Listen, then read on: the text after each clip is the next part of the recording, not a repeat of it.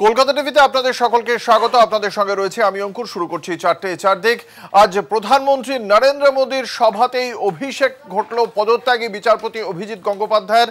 ভারতীয় জনতা পার্টিতে যোগদানের পর এই প্রথম তিনি প্রধানমন্ত্রীর আজকে যে সভা রয়েছে শিলিগুড়িতে সেই মঞ্চেই বক্তব্য রাখলেন এবং বক্তব্য রেখে প্রথমেই তৃণমূল কংগ্রেসকে আক্রমণ করেছেন পদত্যাগী বিচারপতি। তার বক্তব্য, তৃণমূলকে একটিও ভোট নয়, তৃণমূল কংগ্রেসকে দুর্নীতিগ্রস্তদের দুর্বৃত্তদের দল বলে অভিহিত করেছেন পদত্যাগী বিচারপতি অভিজিৎ গঙ্গোপাধ্যায়। একই সঙ্গে তার বক্তব্য, প্রথমে শিক্ষামন্ত্রী পরে খাদ্যমন্ত্রীও এই মুহূর্তে কারাগারে। দুর্নীতিগ্রস্ত দুর্বৃত্তদের দল তৃণমূল কংগ্রেস, এই তৃণমূল কংগ্রেসকে একটিও ভোট নয় বলেই জানিয়েছেন। সাধারণ মানুষের কাছে, উপস্থিত জনতার কাছে আবেদন রেখেছেন পদত্যাগী বিচারপতি। কি বলেছেন তিনি শোনাবো। এই যে দুর্বৃত্তরা, তারা নিজেদের পকেটে টাকা ঢুকিয়েছে, নিজেদের দৌরাত্মে পশ্চিমবঙ্গের শিক্ষা ব্যবস্থাকে শেষ করে দেওয়ার রাস্তায় হেঁটেছে এবং হাঁটছে। আর তারপরে আসে খাদ্য দুর্নীতি। আমাদের তিনটে প্রধান চাহিদা থাকে: খাদ্য, বস্ত্র এবং বাসস্থান। তা আপনারা জানেন। খাদ্য দুর্নীতিতে তাদের মন্ত্রী, খাদ্যমন্ত্রী জেলে আছেন, তিনি তার বাড়িতে আর থাকতে পারেন না। শিক্ষার দুর্নীতিতে শিক্ষামন্ত্রী জেলে আছেন, তিনি তার বাড়িতে নেই। আর বাসস্থানের দুর্নীতির কথা সে তো আপনারা জানেন। প্রধানমন্ত্রী আবাস যোজনার টাকা কিভাবে চুরি করা হয়েছে, কাউকে যদি 50,000 টাকা দেওয়া হয়ে থাকে, তার থেকে সঙ্গে সঙ্গে 25,000 টাকা নিয়ে নেওয়া হয়েছে। ফলে তিনি বাড়িটা করবেন কি করে, বরং তিনি ঋণী হয়ে গেলেন। এই দুর্বৃত্তদের আপনারা একেবারে চোখের সামনে দেখেছেন। এই মুহূর্তে আমাদের সঙ্গে টেলিফোন লাইনে রয়েছেন তৃণমূল কংগ্রেসের মুখপাত্র জয়প্রকাশ মজুমদার। আজ শিলিগুড়ির বিজেপির জনসভায় পদত্যাগী বিচারপতি অভিজিৎ গঙ্গোপাধ্যায় তিনি বলেছেন তৃণমূল কংগ্রেসকে একটিও ভোট নয়, তৃণমূল কংগ্রেস দুর্বৃত্তদের দল, তৃণমূল কংগ্রেস ভেতর থেকে ভাঙতে শুরু করেছে, এমনই সব মন্তব্য করেছেন। আপনার প্রাথমিক প্রতিক্রিয়া চাইব।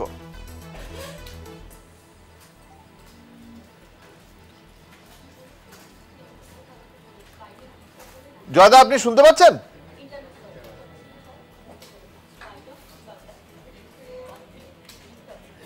জয়দা, আপনি শুনতে পাচ্ছেন?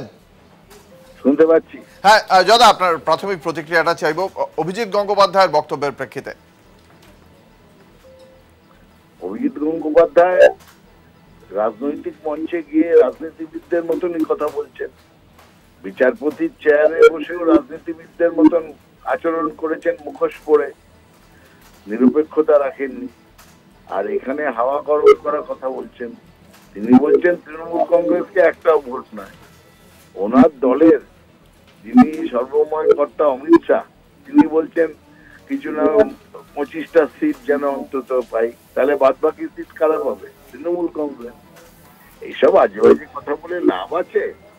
2021-এ সমস্ত চেষ্টা চরিত্র, কেন্দ্রীয় বাহিনী সবকিছু করেও 77-এ আটকে গিয়েছিলেন। যে সংখ্যাটা এখন বিজেপি আছে বোধহয় 57 না 67টি বিধায়ক নিয়ে, আর প্রত্যেক দিন এক একজন করে এমপি দল ছাড়ছেন। আজকেও একজন বিজেপির এমপি, ঝাড়গ্রামের এমপি দল ছেড়ে দিয়েছেন। আর সেখানটাতে ওখানে বসে লম্বা চওড়া গরম করা, হাওয়া গরম করা কথা বলে লাভ আছে কোনো? উনি নতুন এসছেন রাজনীতিতে এবং তিনি চারিত্রিক দিক থেকে, ব্যক্তিগত চরিত্রের কথা বলছি না, রাজনৈতিক চরিত্রের দিক থেকে আজকে প্রমাণ করে দিয়েছেন তিনি একজন মুখোশধারী ব্যক্তি। সুতরাং তার কোনো বিশ্বাসযোগ্যতা নেই, নির্ভরতা নেই। সুতরাং তার মতন লোকের কথার কোনো গ্রহণযোগ্যতাও নেই বাংলার রাজনীতিতে। অসংখ্য ধন্যবাদ। আমরা কথা বলছিলাম, আমাদের সঙ্গে ছিলেন তৃণমূল কংগ্রেসের মুখপাত্র জয়প্রকাশ মজুমদার।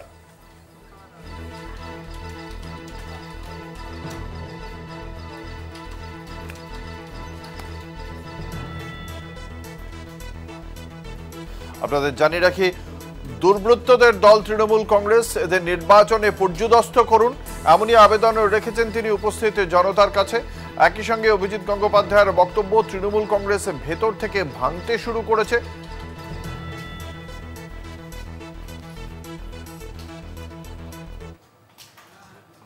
শুধুমাত্র তৃণমূল কংগ্রেসকে আক্রমণ করাই নয়, পদত্যাগী বিচারপতির মুখে রাষ্ট্রপতি শাসন, রাজ্যের রাষ্ট্রপতি শাসনের পক্ষে সওয়াল করেছেন অভিজিৎ গঙ্গোপাধ্যায়। রাজ্যের আইন শৃঙ্খলা ভেঙে পড়েছে, সাধারণ মানুষের ওপর পুলিশের হেনস্থা, ওপর মহলের নির্দেশে হেনস্থা করছে পুলিশ। মানুষের ক্ষোভ পুলিশ সামাল দিতে পারছে না। চূড়ান্ত অগণতান্ত্রিক পরিবেশ রয়েছে এই রাজ্যে। সন্দেশখালীর মা বোনেদের উপর কি ঘটনা ঘটেছে তা নিয়ে প্রশ্ন তুলে দিয়েছেন তিনি। কেন মুখ্যমন্ত্রী একদিনও সন্দেশখালী যেতে পারেননি তা নিয়ে প্রশ্ন তুলেছেন, এবং মুখ্যমন্ত্রীকে তিনি যে মূল্যায়ন করেছেন, বিচারপতির মূল্যায়ন, যে মুখ্যমন্ত্রী আমার হাতে গোল্লা পাবেন, কি বলেছেন বিচারপতি আমরা শোনাবো। সাংঘাতিক খারাপ অবস্থা, এই রাজ্যে কোনো আইন শৃঙ্খলা নেই। পুলিশ দেখছেন সাধারণ মানুষকে কীভাবে হ্যারাস করছে, এবং সেটা ওপর মহলের নির্দেশে করছে। সাংবাদিকদের কীভাবে হ্যারাস করছে, সেটা ওপর মহলের নির্দেশে করছে। এটাকে কি আইন শৃঙ্খলা বলে? তারা মানুষের রোষ, সাধারণ মানুষের যে ক্ষোভ, সেটাকে সামলাতে পারছে না। সাংবাদিকরা সেটা তুলে ধরছেন, সাংবাদিকদের অ্যাটাক করছে। এটা তাদের চূড়ান্ত অগণতান্ত্রিক অবস্থা। এটা আর বেশি দিন চলতে পারে না। 356 করা দরকার।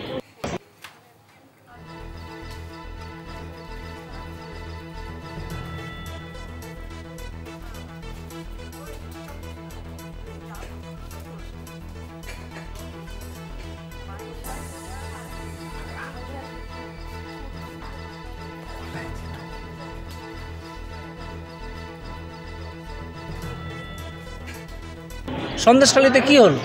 মা বোনদের ওপর অত্যাচারের মুখ্যমন্ত্রী একদিনও যাননি। সেই এলাকার যিনি এমপি স্বাধীনের তিনি একদিন যাননি। গোল্লা পাবেন আমার হাতে, গোল্লা, বিগ জিরো।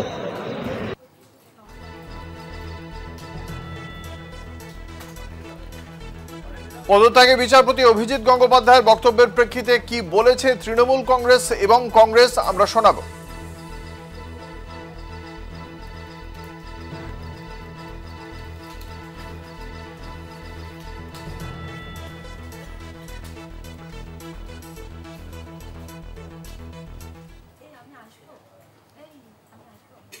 নির্বাচনে প্রার্থী ঘোষণা করার পরেও প্রার্থী পদ নিয়ে বিভিন্ন জায়গায় দেখতে পাচ্ছেন কিরকম ক্ষোভ বিক্ষোভ হচ্ছে।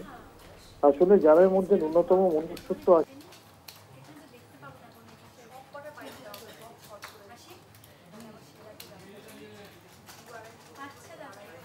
মাসের পর মাস, বছরের পর বছর বিচার ব্যবস্থার ধারক হয়ে বিচারপতি সমস্ত সুযোগ সুবিধা নিয়ে সেই চেয়ারটাকে অপব্যবহার করে বিরোধীদের পদলেহন করে অ্যাডজুডিকেশন করে গেলেন, রাজ্য সরকারের বিরুদ্ধে গালিগালাজ করে গেলেন, শাসক দলের বিরুদ্ধে গালিগালাজ করে গেলেন। দুর্নীতির বিরুদ্ধে কথা বলে আপাতমস্তক দুর্নীতিতে ডুবে থাকা বিজেপি এবং তার নেতাদের হাত থেকে পতাকা নিয়ে তাদের পায়ের কাছে নিজে আত্মসমর্পণ করলেন। এখন তিনি বিজেপির ক্লাসে গেছেন, জয়েন করেছেন, তো বিজেপির ক্লাসের যে কথা সেই সুরেই তো তাকে গাইতে হবে। উনি কেন্দ্রীয় সরকারের প্রতিনিধি, উনি বিজেপি দলটা করেন, উনি এখানে না মাইকের সামনে বলে ওখানে গিয়ে বলুন না। যদি ক্ষমতাটাকে করুক 356, যেটা সংবিধানে এখন সম্ভব না। এছাড়া বোম্বাই কমিটি বলে দিয়ে, এছাড়া বোম্বাই রায় বলে দিয়েছে পরিষ্কার। এটা সব বাজার গরম করা কথাবার্তা, নতুন নতুন রাজ্যকে চয়ন করে একটা বললেই হল। রবিবার তৃণমূল কংগ্রেসের মহা ব্রিগেড জনগর্জন সভা। মূল মঞ্চ থেকে 330 ফুটের র্যাম্প তৈরি করা হয়েছে, যাতে এই জনগর্জন সভায় একেবারে উপস্থিত তৃণমূল কর্মী সমর্থকদের মাঝখানে পৌঁছে যেতে পারেন দলনেত্রী। এবং সেই জনগর্জন সভায় দলীয় কর্মীদের কাছে পৌঁছতেই এই বিশাল র্যাম্প, স্টেজ থেকে বক্তৃতার সময় সরাসরি কর্মীদের মাঝে চলে যেতে পারবেন মমতা বন্দ্যোপাধ্যায়, অভিষেক বন্দ্যোপাধ্যায়। ব্রিগেডের মূল মঞ্চ 2 ধাপে করা হয়েছে।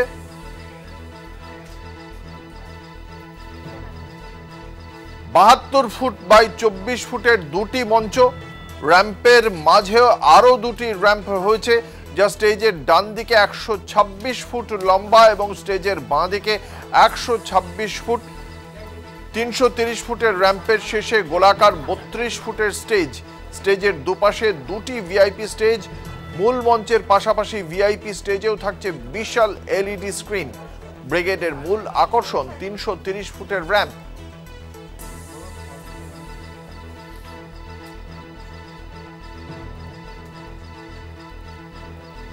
এই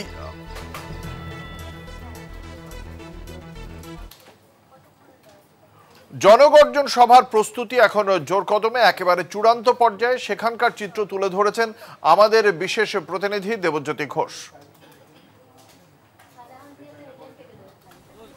জনগণের গর্জন, বিরোধীদের বিসর্জন, এই স্লোগানকে সামনে রেখে তৃণমূল নেত্রী মমতা বন্দ্যোপাধ্যায়ের আগামীকাল ব্রিগেডের সমাবেশ থেকে বিজেপিকে রাজ্য থেকে হটানোর ডাক দেবেন।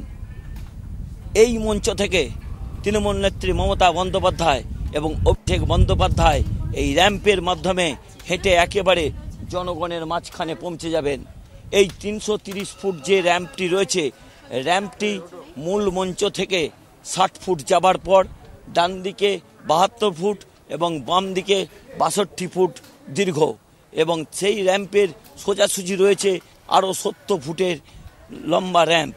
তৃণমূল নেত্রী মমতা বন্দ্যোপাধ্যায় এই র্যাম্পের মাধ্যমে সাধারণ কর্মী সমর্থক যারা আসবেন তাদের সামনে হাজির হয়ে যাবেন। মঞ্চের প্রস্তুতি একেবারে চূড়ান্ত। তৃণমূল কংগ্রেসের পক্ষ থেকে যেটা জানানো হয়েছে, মূল মঞ্চে থাকবেন তৃণমূল নেত্রী মমতা বন্দ্যোপাধ্যায়, অভিষেক বন্দ্যোপাধ্যায় সহ তৃণমূল কংগ্রেসের সমস্ত সাংসদরা। অন্য যে মঞ্চটি রয়েছে সেখানে বিধায়করা উপস্থিত থাকবেন, সমাজের বিভিন্ন স্তরের মানুষরা উপস্থিত থাকবেন। একেবারে শেষ মুহূর্তের প্রস্তুতি চলছে, অর্থাৎ মূল মঞ্চ থেকে তৃণমূল নেত্রী মমতা বন্দ্যোপাধ্যায় র্যাম্পে হেঁটে দুদিকে পৌঁছাবেন। শেষ মুহূর্তের প্রস্তুতি তৃণমূল কংগ্রেসের প্রথম সারির নেতৃত্বরা তারা দেখলেন। নিয়ে নেব একটা ছোট্ট বিরতির পর ফিরে আসছি, সঙ্গে থাকুন। ফিরে এলাম বিরতির পর। আপনারা দেখছেন 4টে 4 দিক, আপনাদের সঙ্গে রয়েছি আমি অঙ্কুর। এই মুহূর্তের অন্যতম গুরুত্বপূর্ণ খবর, সিবিআই এর নজরে শাহজাহানের ফোনের আইপিডিআর বা ইন্টারনেট প্রোটোকল ডিটেইলড রেকর্ড। এই আইপিডিআর থেকে শেখ শাহজাহান যখন আত্মগোপন করেছিলেন সেই সময় তিনি কারদের সঙ্গে যোগাযোগ করেছেন, সেই সমস্ত বিষয় জানার চেষ্টা করছে তদন্তকারী সংস্থা। কেন্দ্রীয় তদন্তকারী সংস্থা সিবিআই এর পক্ষ থেকে এই মুহূর্তে তার ফোন কল এবং তার মেসেজ থেকে এই প্রত্যেকটি বিষয় জানার চেষ্টা করছেন।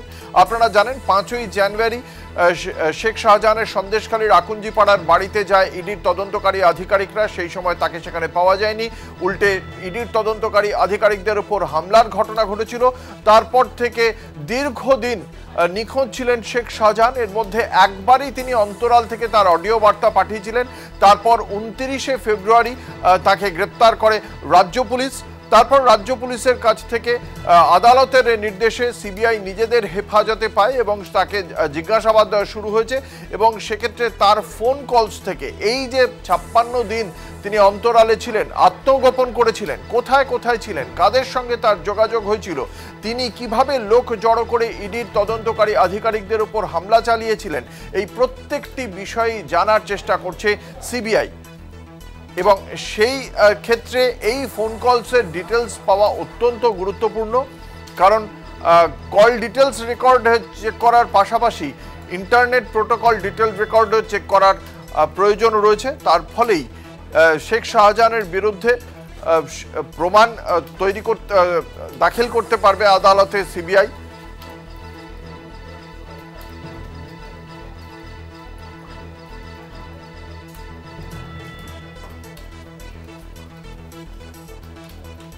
আপনাদের জানিয়ে রাখি, ফোন কল এবং মেসেজের মাধ্যমে সেক্ষেত্রে ঠিক কি কি তথ্য জানতে চাইছেন কেন্দ্রীয় তদন্তকারী সংস্থা আধিকারিকরা। যে মিসিং লিঙ্ক রয়েছে সেই মিসিং লিঙ্কেরই খোঁজ চালাচ্ছেন কেন্দ্রীয় তদন্তকারী সংস্থার আধিকারিকরা। আমাদের সঙ্গে রয়েছেন আমাদের প্রতিনিধি রিয়া মাঝি। রিয়া, কি জানতে পারা যাচ্ছে? এই যে আইপিডিআর বা ইন্টারনেট প্রোটোকল ডিটেল রেকর্ডসের সন্ধান চালাচ্ছেন তদন্তকারী আধিকারিকরা, ঠিক কোন কোন তথ্য আদতে তারা এই প্রযুক্তির মাধ্যমে জানতে চাইছেন?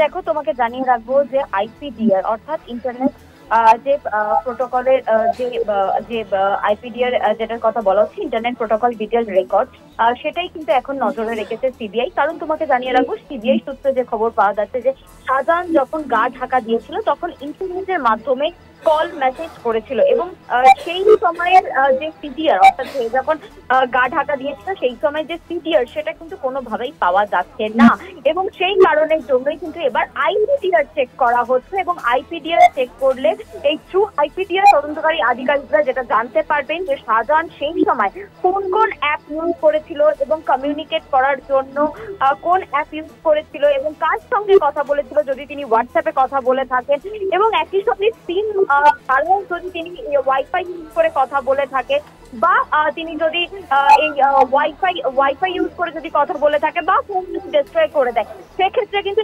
আইপিডিআর হচ্ছে একমাত্র মাধ্যম যেখান থেকে তারা জানতে পারবেন যে কিভাবে সেই তিনি কার কার সাথে কথা বলেছেন, হোয়াটসঅ্যাপে কথা বলেছেন নাকি সিগনালে কথা বলেছেন, আরো যে অন্যান্য অ্যাপগুলো রয়েছে যেগুলো ইন্টারনেট ইউজ করে করা যায় সেই অ্যাপে কার সাথে কথা বলেছেন এবং কার থেকে ইন্টারনেট ইউজ করে কল করেছেন এবং সেই লোকেশন কি ছিল, এই সমস্ত কিছু কিন্তু আইপিডিআর অ্যানালিসিস করেই তারা জানতে পারবেন এবং সেই কারণের জন্য সিডিআর এর পর এবার আইপিডিআর চেক করছে সিবিআই আধিকারিকরা।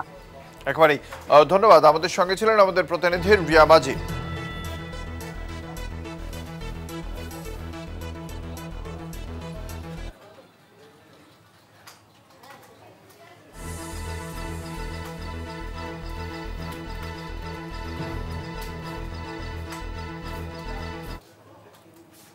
সাতই মার্চ তৃণমূল কংগ্রেসের মিছিলে হেঁটেছিলেন রানাঘাট দক্ষিণ কেন্দ্রের ভারতীয় জনতা পার্টির বিধায়ক মুকুটমণি অধিকারী। সেদিনই বিজেপি থেকে তৃণমূল কংগ্রেসে যোগদান করেন তিনি। তারপরেই বিজেপি ছাড়লেন কুঁয়ার হেমব্রম। জেলা সভাপতিকে ইস্তফাপত্র পাঠিয়ে দিয়েছেন ঝাড়গ্রামের সাংসদ পদে মেয়াদ শেষের আগেই বিজেপি ত্যাগ করলেন তিনি। সকাল 10:15 নাগাদ কলকাতা টিভিতে সেই খবর প্রথম ব্রেক করা হয় এবং ব্যক্তিগত কারণেই দলত্যাগ করেছেন বলে জানান কুঁয়ার হেমব্রম। 2019-এ লোকসভা নির্বাচনে ঝাড়গ্রামে জয়ী হন কুঁয়ার। তৃণমূল কংগ্রেসের বীরবাহা সোরেনকে বিপুল ভোটে হারান তিনি। 2021-এ বিধানসভা ভোটে ঝাড়গ্রামে জয়ী তৃণমূল। লোকসভা কেন্দ্রের 7টি বিধানসভা আসনেই জয়ী হয় তৃণমূল কংগ্রেস। কুঁয়ার হেমব্রমের দলত্যাগকে কেন্দ্র করে জল্পনা সৃষ্টি হয়েছে। তিনি কি ব্যক্তিগত কারণে তিনি দলত্যাগ করেছেন সে কথা তিনি জানিয়েছেন আনুষ্ঠানিকভাবে, কিন্তু তিনি কি বিজেপি ত্যাগ করার পর অন্য কোনো দলে যোগদান করবেন? এই বিষয়ে কলকাতা টিভিকে এক্সক্লুসিভলি কি জানিয়েছেন কুঁয়ার হেমব্রম শোনাবো। যেটা 2021 সালে 2019 সালে বিশাল ফলাফল এবং তারপর 2021 সালে যে 7টা বিধানসভাতেই ফলাফল তৃণমূলের পক্ষে যায়, এক্ষেত্রে কি মানে শীর্ষ নেতৃত্ব মানে দূরত্ব ব্যাপার কি ভেবে? না, সেক্ষেত্রে বলা যায় আমাদের যে সাংগঠনিক একটু দুর্বলতা, আমরা সেভাবে সংগঠন সাজাতে পারিনি, যার জন্য আমরা 2021-এ পরাজিত হই। প্রায় 2 লক্ষ ভোটে পিছিয়ে থাকি আমরা। এই বিষয়টা কি আপনার শীর্ষ নেতৃত্বকে জানিয়েছেন? শীর্ষ নেতৃত্ব অবশ্যই জানে। শীর্ষ নেতৃত্ব বলতে রাজ্য জেলা সবাই জানে। এবার ইভেন আমি এখানে যে সমস্যা আমাদের আছে, যে পুরনো নতুন একটা দ্বন্দ্ব চলছিল, প্রায় বেশিরভাগ পুরনো কর্মী বসে আছে, তাদেরকে কাজে লাগাতে পারিনি আমরা। শীর্ষ নেতৃত্ব একদম কেন্দ্রীয় নেতৃত্বের কাছেও আবেদন করা হয়েছে।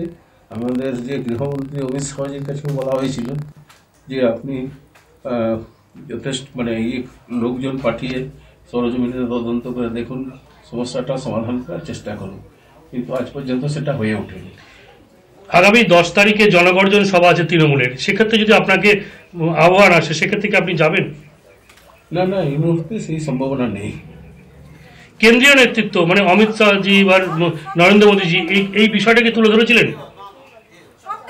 না, বিষয়টা নরেন্দ্র মোদীজিকে বলিনি, কিন্তু অমিত শাহজির কাছে গেছিলাম যে আমাদের একটা সাংগঠনিক সমস্যা আমাদের ঝাড়গ্রাম জেলাতে আছে। আর বিশেষ করে আমরা যেটা এখানে দেখছি বিগত দিনের এক্সপিরিয়েন্স, আমাদের এখানে একটা কুর্মী আর আদিবাসী সংঘর্ষ মানে কনফ্লিক্ট আছে, সংঘর্ষ না কনফ্লিক্ট আছে, এই বিষয়টাও আমি নজর দিতে বলেছিলাম।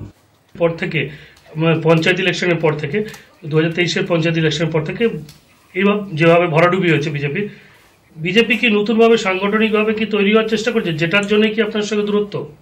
না না, আমি তো দূরত্ব নেই, কিন্তু সাংগঠনিকভাবে যথেষ্ট চেষ্টা করা হয়েছে, আমিও সঙ্গে ছিলাম, কিন্তু যে মানে পর্যায়ে যেটা রিপেয়ার করার ছিল সেই পর্যায়ে সেটা পৌঁছয়নি।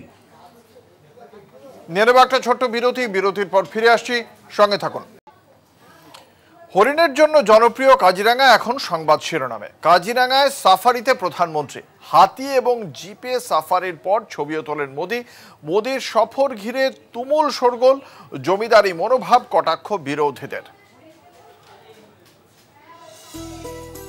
হাতির পিঠে প্রধানমন্ত্রী কাজিরাঙ্গা জাতীয় উদ্যানে সাফারি করলেন। কিছু এলাকা ঘুরে দেখার পরেই ওই একই রেঞ্জে জিপে জঙ্গল সাফারি করেন তিনি। সাফারির সময় প্রধানমন্ত্রী মোদির সঙ্গী ছিলেন জাতীয় উদ্যানের ডিরেক্টর সোনালী ঘোষ। এছাড়াও বন দপ্তরের শীর্ষ কর্তারাও ছিলেন সেখানে। এই প্রথম কাজিরাঙ্গা সফরে এসেছেন মোদি। শুক্রবারই কাজিরাঙ্গা পৌঁছন মোদি। কোহরা রেঞ্জের অতিথিশালায় রাত কাটিয়ে ভোরের সাফারিতে প্রধানমন্ত্রী হাতির পিঠে চেপে কখনো ক্যামেরায় চোখ, কখনো প্রকৃতি সেবন। মোদির লেন্সে ধরা পড়ল একশৃঙ্গ গন্ডার, হরিণ, বুনো মোষ এবং বিভিন্ন প্রজাতির পাখির ছবি। প্রধানমন্ত্রীর এই সাফারি ঘিরে সাজো সাজো রব পড়ে যায় জাতীয় উদ্যান জুড়ে। ভোটের উত্তাপে প্রধানমন্ত্রীর এই সফরকে কিভাবে দেখছে বিরোধী শিবির? আগেকার দিনের জমিদাররা এইভাবে হাতির পিঠে চড়ে ঘুরে বেড়াতেন, আমাদের প্রধানমন্ত্রীও হাতির পিঠে চড়ছেন, এটাই তার পক্ষে স্বাভাবিক। কারণ তিনি যেভাবে পশ্চিমবাংলার মানুষের 100 দিনের কাজ বন্ধ করে দিয়েছেন, যেভাবে দ্রব্যমূল্য বৃদ্ধি করেছেন, হাতির বোঝা তিনি বাংলার মানুষের উপর চাপিয়ে দিচ্ছেন। সেই আত্মবিশ্বাস যদি থাকে তাহলে মোদির এত ভ্রমণ কেন, এত প্রচার কেন? মোদি নিজে সকলকে বলছে আত্মনির্ভর হও, কিন্তু মোদি নিজে আত্মনির্ভর হতে পারছে না। কারণ উনি জানে যে আজ পর্যন্ত যা করা হয়েছে সেটা মিথ্যার ফানুস ছাড়া কিছু নয়। প্রধানমন্ত্রীর পশুপ্রেম এই প্রথম নয়। অভিযাত্রী বিয়ার গ্রিলসের সঙ্গে 2019 সালে ম্যান ভার্সেস ওয়াইল্ডের এক পর্বে মোদি জিম করবেট জাতীয় উদ্যানের সফর করেন। 2022 সালে নামিবিয়ার চিতাদের মধ্যপ্রদেশের কুনো জাতীয় উদ্যানে ছাড়েন প্রধানমন্ত্রী। বাসভবনের সামনে আসা ময়ূরদের নিজের হাতে খাওয়াতে দেখা যায় প্রধানমন্ত্রীকে। কলকাতা টিভি।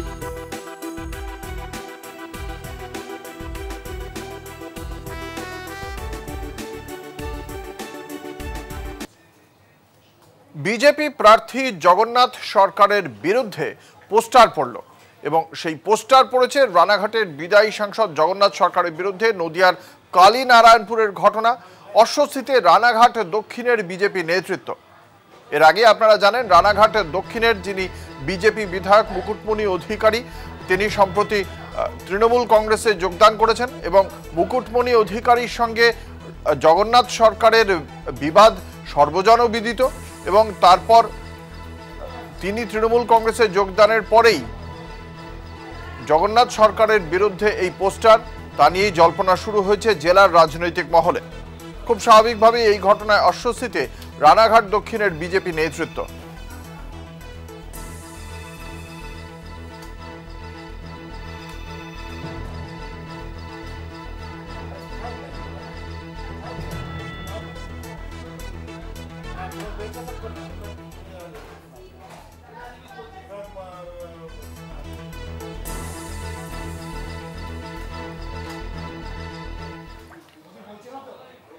আপনার বিরুদ্ধে কালীনারায়ণপুরে পোস্টার পড়েছে, এই বিষয়ে আপনি কি বলবেন? দেখুন, রাতের অন্ধকারে যারা পোস্টার মারে তারা কারা? চোর, ডাকাত, কাটমানিখোর, ধান্দাবাজ, গুন্ডা, মিথ্যাবাদী, যারা মানুষকে দেখে ভয় পায়। এই ক্রিমিনাল সমাজ আজকে কোথায় আছে?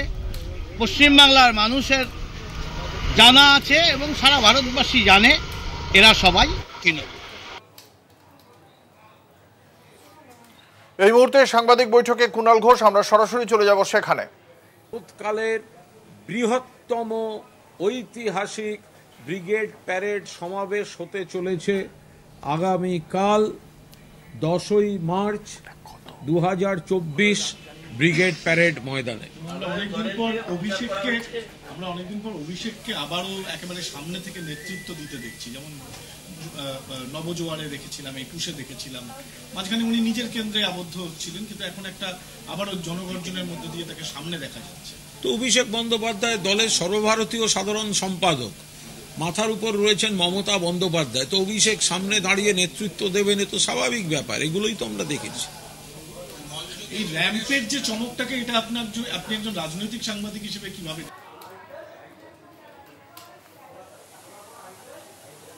এটা আজ থেকে 100 বছর আগে যেভাবে যে মডেলে মঞ্চ তৈরি করা হতো, আজ থেকে 50 বছর আগে যে মডেলে মঞ্চ তৈরি করা হতো, সেখানে যদি কিছু নতুনত্ব আসে, সেটাকে যদি বিজ্ঞান ভিত্তিকভাবে ব্যবহার করা যায়, জনসভার আরও বৈচিত্র্য এবং নিবিড় জনসংযোগে সেগুলি কাজে লাগে, সে তো ভালো, তো অত্যন্ত ভালো। 2014 সালে আমরা দেখেছিলাম অপোজিশনের মিনি ভারতবর্ষ। শুভেন্দু অধিকারী এসব কথাবার্তার, যদি ক্ষমতা থাকে একটা ব্রিগেড ডেকে দেখাক, যদি জনসমর্থনের বিষয় থাকে ব্রিগেড ডেকে দেখাক, ফ্যাশন শো এর কি আছে? যদি একটা নতুন চেহারার মঞ্চে নেতা নেত্রীরা মানুষের কাছে যান, ভাষণ রাখেন, বক্তব্য রাখেন, তাতে ফ্যাশন শো এর কি আছে? নরেন্দ্র মোদী যখন বিদেশে 10 লাখ টাকার স্যুট পরে যান, তখন সেটা ফ্যাশন শো হয় না শুভেন্দু অধিকারী? যখন দেশের প্রধানমন্ত্রী, যে দেশের মানুষ বহু নানা রুটি কাপড়া ও মাকান জনিত সমস্যায় থাকে, শ্রমিকরা কৃষকরা রাস্তায় বসে থাকেন, তখন 10 লাখ টাকা স্যুট পরে যিনি হাত নাড়েন, সেই জমিদারি মেজাজের প্রধানমন্ত্রীকে তখন ফ্যাশন শো বলে মনে হয় না? তো সুতরাং নিবিড় জনসংযোগ, ওরা ভয় পেয়ে গেছে, গা জ্বলছে শুভেন্দু। এই যে নিজেরা ব্রিগেড করতে পারছে না, লোক নেই, জন নেই, 150 লোক নিয়ে কাজ করতে হয়, সেখানে তৃণমূল কংগ্রেস সারা বাংলায় একটা উন্মাদনা তৈরি করে ব্রিগেড করতে চলেছে। নতুন স্টাইলে মঞ্চ, আকর্ষণীয় বক্তৃতা হবে, বাংলা জেগে উঠেছে। তাতে শুভেন্দুদের প্যানিক রিয়াকশন হচ্ছে, প্যানিক রিয়াকশন, তার থেকেই এইসব আক্রমণ, হতাশা থেকে আক্রমণ। আমরা 2019 সালে দেখেছিলাম যে অপোজিশনদের নিয়ে মিনি ভারতবর্ষ এই ব্রিগেডে মমতা বন্দ্যোপাধ্যায় করেছিলেন। আগামীকালও তার কি কোনো প্রতিফলন থাকবে? এবং যোগদানের নানান রকম জায়গা থেকে, সোর্স থেকে খবর আসছে, এই বিষয়ে কোনো মন্তব্য করব না। আগামীকাল 10ই মার্চ ব্রিগেড চলো ডাক দিয়েছেন মমতা বন্দ্যোপাধ্যায়, অভিষেক বন্দ্যোপাধ্যায়, সর্বভারতীয় তৃণমূল কংগ্রেস, যার নাম জনগর্জন সভা। কেন্দ্রীয় সরকারের বৈষম্যের এবং প্রতিশোধের রাজনীতির বিরুদ্ধে, বঞ্চনার বিরুদ্ধে, বাংলার অধিকারের দাবিতে বাংলা গর্জে উঠছে। সেই সভা থেকে কেন্দ্রের বিজেপি সরকারকে পর্যুদস্ত করার ডাক দেওয়া হবে। বাংলার 42টা আসনের 42টিতে তৃণমূল কংগ্রেস যাতে জেতে, তার আহ্বান জানানো হবে। আমরা এইটুকু বলছি, বাকিটা কাল ব্রিগেডে দেখবেন। আমরা আবার বলছি, 10ই মার্চের ব্রিগেড কিন্তু ট্রেলার, শুধু ট্রেলার, ফিল্ম আভি বাকি হ্যায়, সেটা হবে নির্বাচনে আর ফল ঘোষণার সময়। কালকে আমরা ট্রেলার দেখাবো, সেই জনগর্জনের ট্রেলার দেখেই বুঝবেন বাংলা কিভাবে জেগে উঠেছে। অজিত চৌধুরী এটা নিয়ে বলেছেন যে তর্জন গর্জন হবে, কিন্তু বর্ষণ হবে না। কোন অজিত চৌধুরী? শূন্য পাওয়া অজিত চৌধুরী? কোন অজিত চৌধুরী? বিজেপির দালাল অজিত চৌধুরী? কোন অজিত চৌধুরী? সিপিএম এর জুতো পালিশ করতে যাওয়া অজিত চৌধুরী? কোন অজিত চৌধুরী? 2021 সালে বিজেপির বি টিম হয়ে সিপিএম এর সঙ্গে জোট করে শূন্য পাওয়া সেই অজিত চৌধুরী? ব্রিগেড হচ্ছে, ব্রিগেড হবে। এসব অজিত চৌধুরী কে কি বললো না বললো, এসব তৃণমূল দেখার সময় নেই। এই নিয়ে 4 দিন, 9 দিনের মধ্যে মোদী এলেন পশ্চিমবঙ্গে? দেখুন, নরেন্দ্র মোদীজি বুঝতে পারছেন ভারতবর্ষের বিস্তীর্ণ অঞ্চল থেকে বিজেপি গোহারা হারতে চলেছে। জানাব একটা ছোট্ট বিরতি, সঙ্গে থাকুন। নজর রাখবো কুণাল ঘোষের সাংবাদিক বৈঠকে। আমার কংগ্রেসের নেতৃবৃন্দ নিজেদের রাজনৈতিক অস্তিত্বের জন্য বিজেপির কাছে আত্মসমর্পণ করে বিজেপির হয়ে ভোট কাটুয়ার কাজ করতে নেমেছে। তাই প্রকৃত বিজেপি বিরোধী সিপিএম কংগ্রেসের সমর্থকরাও এবার তৃণমূল কংগ্রেসকে ভোট দেবেন। ব্যক্তিগত কারণ দেখাচ্ছেন এবং সুকান্ত মজুমদার বলছেন বয়স হয়েছে, উনি থাকতে চাইছেন না, উনি দলে থাকতে চাইছেন না। এগুলো সবই কে কি বলছেন জানা কথা, ওগুলো সব মোদ্দা কথা। বিজেপির ভেতরে গোষ্ঠীদ্বন্দ্ব, বিজেপির ভেতরটা ফুটি ফাটা হচ্ছে, চুরমার হয়ে যাচ্ছে। আপনারা দেখতে থাকুন, বিজেপি ধূলিসাৎ হবে, তাসের ঘরের মতো, বালির ঘরের মতো ভাঙছে। বালির ঘর যখন তৃণমূলের মহাসমুদ্র, জনসমুদ্রের ঢেউ এসে আছড়ে পড়বে না বাংলার সাগর তটে, বিজেপির বালির ঘর চুরমার হয়ে যাচ্ছে। কালকে তো সন্দেশখালী যাচ্ছে বিজেপি নেতৃত্ব, এর মধ্যে তারা আবার বলছে যেসব মহিলারা তৃণমূল কংগ্রেসের মমতা বন্দ্যোপাধ্যায়ের মঞ্চে এসেছেন তাদের বিরুদ্ধেও নাকি তারা বিক্ষোভ দেখাবে। এগুলো হতাশাজনক, কুৎসিত, নোংরা রাজনীতি। সন্দেশখালী কোথাও যদি কোনো এত বড় রাজ্য কোথাও অন্যায় করে থাকলে সরকার ব্যবস্থা নিয়েছে, সংবেদনশীল প্রশাসন সরকার ব্যবস্থা নিয়েছে, দোষীরা গ্রেফতার হয়েছে, কারুর জমি গেলে ফেরত পাচ্ছে। বাম জমানায় কোনোদিন সুরা হয়নি, গুলি চলেছে গণ আন্দোলনে।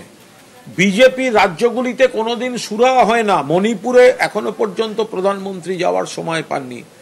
মাননীয় নরেন্দ্র মোদীজি 4 দিন আপনি বাংলায় আসছেন আর গোটা মণিপুর জ্বলছে 1 বছর ধরে, আপনি 1 মিনিটের জন্য মণিপুরের মানুষের পাশে দাঁড়াবার সময় পাননি। মানুষ বুঝতে পারছেন আপনাদের চরিত্রটা। সন্দেশখালী নিয়ে যারা আওয়াজ তুলছে তারা উন্নাও, হাথরাস, প্রয়াগরাজ, মধ্যপ্রদেশ, গুজরাট, বিলকিস বানু, মণিপুর, ফলে তারা মানুষের কাছে জবাব দিতে পারবে না। সন্দেশখালী শান্ত, কুৎসার জন্য তারা সেখানে গন্ডগোল করতে যাওয়ার একটা চেষ্টা করছেন, ব্যর্থ হবে। মানস ভূঁইয়া তিনি একটা প্রস্তুতি সভায় গিয়ে বলছেন ব্রিগেড সমাবেশে যোগ না দিলে তৃণমূল কর্মীদের পরিণতি ভালো হবে না। এই বার্তাটা সামনে আসা একটু এটা নিয়ে আলোচনা শুরু হচ্ছে। কোনো আলোচনার কিছু নেই, সব কর্মীদের যেতে বলেছেন। এখন একজন এত লোক এত জায়গায় এত বক্তৃতা দিচ্ছেন, পথসভা করছেন, কখন কার কি বাক্য গঠন, শব্দ প্রয়োগ হবে সেটা এইভাবে বলা যায় না। সব কর্মীকে উজ্জীবিত করছিলেন, চলুন ব্রিগেড চলুন। প্রধানমন্ত্রীকে দেখলাম নাইট স্টে করলেন, কাজিরাঙ্গায় হাতির পিঠে চললেন, জঙ্গল সাফারি করছেন প্রধানমন্ত্রী ভোটের সময়। বাংলার মানুষ বাংলায় যাতায়াত করছেন, বাংলার মানুষকে 100 দিনের টাকা দিচ্ছেন না, আবাসের টাকা দিচ্ছেন না, বাংলা থেকে টাকা নিয়ে যাচ্ছেন। 4 বছরে 4,64,000 কোটি টাকার বেশি নিয়ে গেছেন, অথচ বাংলার 1,50,000 কোটি টাকা দেবেন না। বাংলার গরিব মানুষের পাশে দাঁড়াবেন না, দেশের গরিব মানুষের পাশে দাঁড়াবেন না। আর ভোটের মুখে সেই পুরনো সামন্ততান্ত্রিক জমিদারি মেজাজে হাতির পিঠে চড়ে বাংলার মানুষ বুঝে নেবেন তাদের হকের লড়াই ব্রিগেড থেকে শুরু হবে, ভোটে গিয়ে শেষ হবে। শেখ শাহজাহানের 2টি ফোন ইডির উপরে হামলার ঘটনার পর থেকে 24টি ফোন তিনি করেছিলেন। সেই 2টি গুরুত্বপূর্ণ ফোনের খোঁজে এখন চিরুনি তল্লাশি সিবিআই। দুর্নীতির তথ্য সরাতেই এই মোবাইল গায়েব করা হয়েছে, এমনটাই সূত্র মারফত জানা যাচ্ছে। এইসব কথার কোনো উত্তর দেব না, কারণ কারুর কোনো নাম্বার জানা থাকলে তার কল লিস্ট বের করার জন্য টেলিফোনের সেটটা দরকার হয় না। এসব গল্প কথাগুলো অন্য জায়গায় বোঝাবে। আজকে যদি আমি কাউকে কোনো ফোন করি, আমার কল লিস্ট বের করার জন্য, মানে যদি আমার কল লিস্ট কোনো তদন্তকারী এজেন্সিকে জানতে হয়, তাহলে আমার সেটটার হাতে নেওয়ার কোনো দরকার হয় না। যখন কোনো এজেন্সি কারুর কল লিস্ট খুঁজে, তার জন্য সেট লাগবে কেন? আমার নাম্বারটা দেবে, সার্ভিস প্রোভাইডার কল লিস্ট দিয়ে দেবে। তো সুতরাং এই যে বিকৃত গল্প করে মানুষকে একটা নাটকের মধ্যে বিভ্রান্ত করার চেষ্টা, এগুলো সবাই বুঝতে পারছেন, বাকি তদন্তে দেখা যাবে। ওকে, থ্যাংক ইউ। রাজ্যে কংগ্রেস এবং সিপিএম এর যে জোট, সেটা নিয়ে একে অপর গঙ্গার নিচ দিয়ে মেট্রোর যাত্রার বিষয়টির উদ্বোধন করেছিলেন প্রধানমন্ত্রী নরেন্দ্র মোদী আগেই। এবার যাত্রার দিনক্ষণ ঘোষণা করা হলো মেট্রো কর্তৃপক্ষের তরফ থেকে। সাধারণ যাত্রীরা মেট্রোয় চেপে গঙ্গার নিচ দিয়ে যাত্রা করতে পারবেন 15ই মার্চ থেকে। 15ই মার্চ থেকেই গঙ্গার নিচ দিয়ে মেট্রোর যাত্রা শুরু হতে চলেছে এবং সেই মেট্রোর যাতায়াতে আপনারা সকলেই জানেন প্রধানমন্ত্রী সেই উদ্বোধনটা করেই দিয়েছিলেন এবং তার সঙ্গে কিছু স্কুলের পড়ুয়াও তার সঙ্গে সেই প্রথম উদ্বোধনী যাত্রায় সওয়ার হয়েছিল।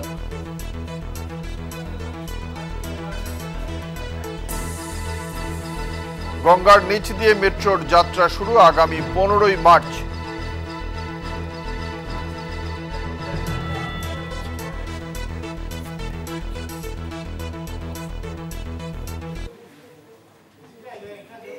মেট্রো পরিষেবা 15ই মার্চ থেকে শুরু হতে চলেছে গঙ্গার নিচ দিয়ে। এর মধ্যে সপ্তাহে 6 দিনই চলবে মেট্রো পরিষেবা, তবে শুধুমাত্র রবিবার বন্ধ থাকবে বলেই এখনো পর্যন্ত মেট্রো কর্তৃপক্ষের তরফ থেকে জানানো হয়েছে। আমাদের সঙ্গে রয়েছেন আমাদের প্রতিনিধি সত্যসুন্দর ভট্টাচার্য। মেট্রো কর্তৃপক্ষের তরফ থেকে এই ইস্ট ওয়েস্টে মেট্রো পরিষেবা সম্পর্কে বিশদে কি জানানো হচ্ছে, কিরকম পরিষেবা পাওয়া যাবে? দেখো, আগামী 15ই মার্চ থেকে সাধারণের জন্য খুলে যাচ্ছে ইস্ট ওয়েস্ট মেট্রো পরিষেবা, এমনটাই জানিয়েছেন মেট্রো রেলের জেনারেল ম্যানেজার। এর পাশাপাশি তিনি যেটা জানিয়েছেন যে আরো দুটি নতুন যে রুট, অর্থাৎ তারাতলা থেকে জোকা পর্যন্ত এবং রুবি থেকে কবি সুভাষ, এই যে রুট দুটি, এই রুট দুটিতেও কিন্তু মেট্রো পরিষেবা শুরু হবে এবং যেটা জানা যাচ্ছে যে সকাল 7টা থেকে এই ইস্ট ওয়েস্ট মেট্রো পরিষেবা শুরু হবে। দুটো এর থেকে হাওড়া ময়দান থেকে এসপ্ল্যানেড এবং এসপ্ল্যানেড থেকে হাওড়া ময়দান সকাল 7টা থেকে শুরু হবে। ঠিক একেবারে ধন্যবাদ। আমাদের সঙ্গে ছিলেন আমাদের প্রতিনিধি সত্যসুন্দর ভট্টাচার্য। এই মুহূর্তে শিলিগুড়িতে পৌঁছে গেছেন প্রধানমন্ত্রী নরেন্দ্র মোদী। আমরা সরাসরি চলে যাব সেখানে।